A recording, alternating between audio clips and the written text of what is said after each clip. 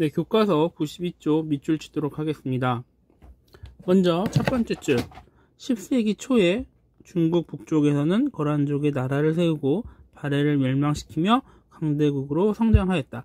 거란족의 박스치고 이들이 나라를 세운 것은 916년이었습니다. 그리고 이제 발해를 멸망시킨 것은 10년 뒤 926년이었죠. 당시 중국은 5대 19국으로 분열되어 있었는데 송이 중국을 통일하는 데 성공합니다. 그것은 960년이었어요. 그러나 거란은 문치주의를 하는 송을 군사적으로 압도하며 동아시아의 최강국이 됩니다. 당시 동아시아에는 거란, 송, 서화, 대월의 군주가 모두 스스로를 황제라고 칭하며 자국의 실리에 맞게 교류하였다.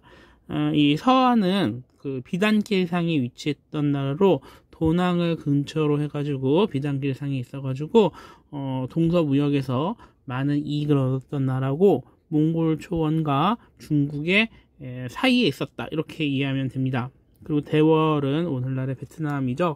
이 당시에는 이 거란이 세긴 셌지만 그렇다고 다른 송이라던가 서화, 고려를 완전히 굴복시키지는 못하는 상황이었습니다. 그래서 각국이 자신의 실리에 맞게 행동할 수 있었다. 그리고 가장 강했던 거란이 그것을 100% 제어할 수는 없었기 때문에 이런 상황이 되는 거였습니다.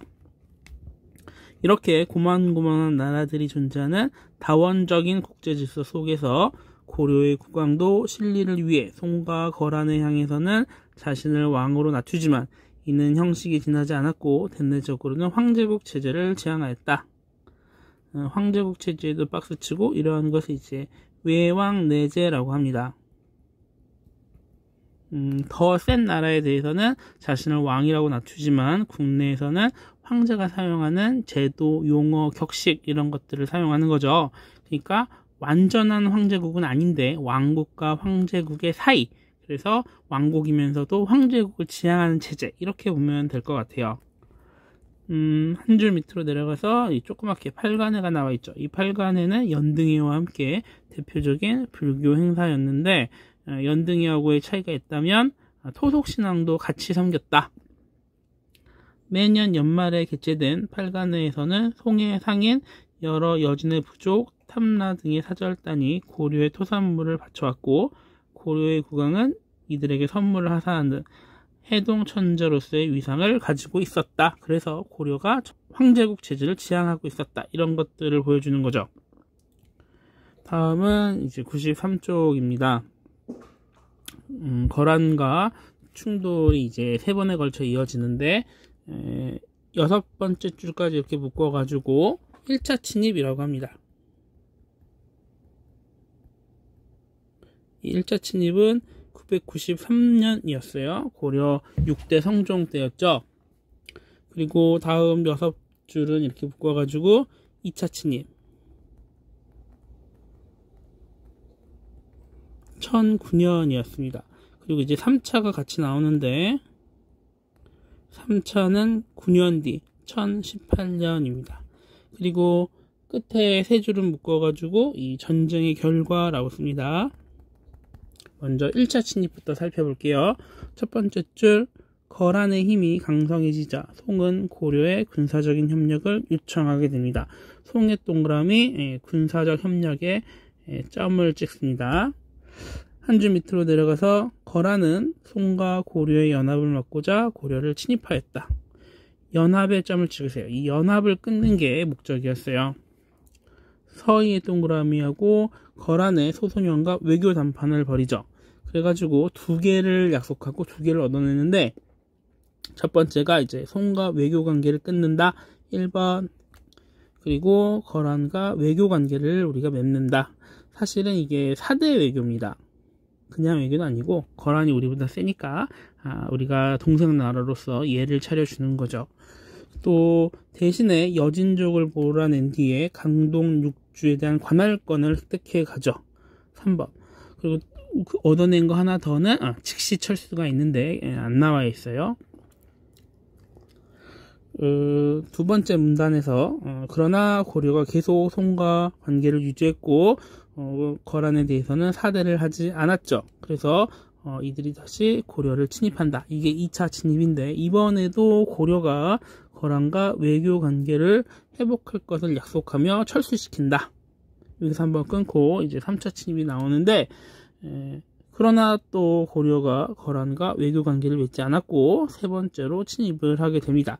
이때는 귀주에서 강감찬이 거란군을 물리치고 큰 승리를 거두었는데, 귀주에 점을 찍고 강감찬은 동그라미, 귀주 대첩은 밑줄. 1019년이었습니다. 1018년 겨울에 쳐들어왔기 때문에 이들을 이제 1019년 봄에 격파한 거죠. 한 줄 밑으로 내려가서 그 결과 고려, 송, 거란 사이에는 세력 균형과 함께 다원적인 국제질서가 그대로 유지되었다. 다원적인 국제질서에 또 박스를 칩니다. 만약 이때 거란이 승리했다면 거란을 중심으로 한 일원적인 국제질서가 만들어졌을 겁니다. 그리고 전쟁 이후에 고려는 천리장성을 쌓아 북방민족의 침입에 대비하였다. 이렇게 되어 있는데, 오른쪽 지도에 보면 천리장성이 있죠. 천리장성은 우리가 거란과의 사이에서 얻었던 이 강동 6주, 압록강 동쪽의 6개의 성과 그 성을 중심으로 한 6개의 행정구역을 강동 6주라고 하는데, 이 강동 6주를 감싸고 보호하는 형태로 만들어졌죠. 강감찬의 건의로 만들어졌는데, 북방민족의 점을 찍고 이 천리장성이 막으려고 했던 민족을 2개 쓰시오. 이렇게 나옵니다. 이 천리장성이라고 하는 거는 우리나라 역사에서 2번 있었죠. 고구려 때 당나라의 침입을 막기 위해 영계소문이 감독관으로 파견되어서 쌓았던 고구려의 천리장성이 있고, 그리고 약 400년 뒤에 고려가 북방민족의 침입을 막고자 쌓았던 한반도 이남의 천리장성이 있습니다. 이때 고려의 천리장성은 어느 민족을 막으려고 한 것이었냐? 서쪽으로는 거란족, 그리고 동쪽으로는 여진족을 모두 막으려고 했던 겁니다. 지도를 통해 보면 동해 바다까지 이어져 있죠. 왜냐하면 동북 쪽에는 여진이 있으니까.